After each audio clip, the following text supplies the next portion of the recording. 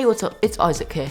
This right here is the Apple Watch Series 8, and this is why this is the best Apple Watch you can get in 2024. Keep in mind that I'm not only talking about the features or price, I'm also looking at all the factors so you can get the best value right now. Firstly, the design of this Apple Watch is the exact same as the Series 7 and Series 9.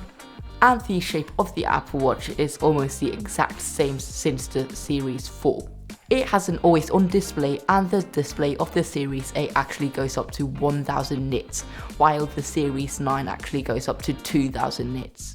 The Series 8 also has a 41 or 45mm option, same as the Series 7 and Series 9, and the different case options allow users to pick which one is best for their wrist and get the best size possible.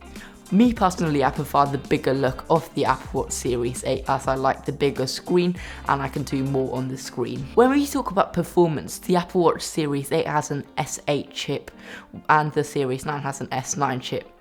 You might think it's simple, but it's not. The S6, S7 and S8 chip is virtually identical, but the S9 chip actually has some performance boost, and the S9 chip also allows double tap on the Series 9, which I think that the Series 8 actually recognizes as a double tap, but it's just software locked by Apple. Typical Apple. But when we talk about this S8 chip in the Series 8, it's actually 20% faster than the S7 chip in the Series 7. But I think that the S9 chip actually delivers a better performance and gives a bigger performance boost than the S7 to S8. Nevertheless, the Series 8's S8 chip is more than powerful enough to do the tasks that you throw at it, such as setting a workout, setting a timer, tracking your sleep, whatever. I think it's more than powerful enough to do those regular tasks. It's just a regular smartwatch, not like a smartphone or something like that, so I think that the S8 chip can easily handle those everyday tasks that you throw at it.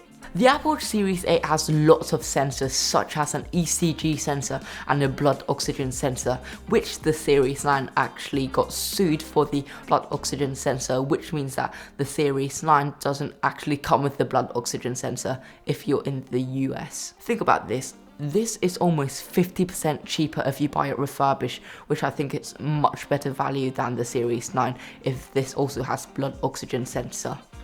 The Series 8 also has some advanced sensors to detect for crashes and falls. For crash detection, it detects speed changes, pressure changes and change in G-force to detect if you have been in a crash.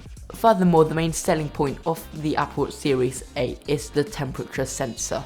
It can detect wrist temperature changes when you're sleeping, which is nice to have.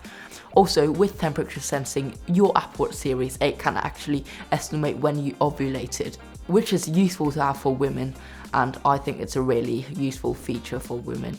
So if you're curious about your wrist temperature, or you are a woman that finds the cycle tracking useful, this Apple Watch Series 8 is for you, and it's better value than the Series 7. When we talk about battery and usage, the Apple Watch Series 8 charges 0 to 80% in less than 60 minutes. This is really helpful if you forgot to charge it overnight and you want that extra juice for sleep tracking. I think this feature is really handy. When we talk about battery, the Series 8 delivers. When I got this refurbished, it was at 97% battery health, which has been depleted to 93% right now. It lasts me easily a full day with sleep tracking. I usually pick up the watch at around 10:30 to 11 after charging it to 100%, and I use it for sleep tracking, alarms and workouts, and when I put it back on the charger, I usually end up with 20 to 40% of battery remaining. It really depends if you're a heavy user, going on workouts for more than 2 hours and stuff. You can drain this thing pretty fast, but if you are a regular user and you go to work or school or something like that, I doubt that you use the whole battery in less than 24 hours. I think that this Apple Watch Series 8 is actually really capable in 2024, especially with the blood oxygen sensor and stuff. It's really great value. When we talk about price, I picked this Apple Watch Series 8 up at £1,800, which is actually cheaper than a brand new Apple Watch SE 2. It did have a little bit of scuffs and stuff, but I rarely notice it when I'm using it. I think that the Apple Watch is actually such a useful device in your lives. It can give you insights on your sleep, your health, your heart rate, and it can track your workouts and stuff. I think it's so useful to have, and I think that you should get an Apple Watch if you don't have one, and if you're considering buying one, I think the Series 7 or 8 is a good start refurbished. Okay, I hope you enjoyed this video. If you did, leave a like, leave a comment how I did on this video. Thanks for watching, I really appreciate it. And if you like my content, please consider subscribing. It's free. I mainly do tech videos, filmmaking videos and stuff, and I think that you'll find them entertaining if you clicked on this video, so why not subscribe? So that's it for today's video. I hope you enjoyed it, and peace out.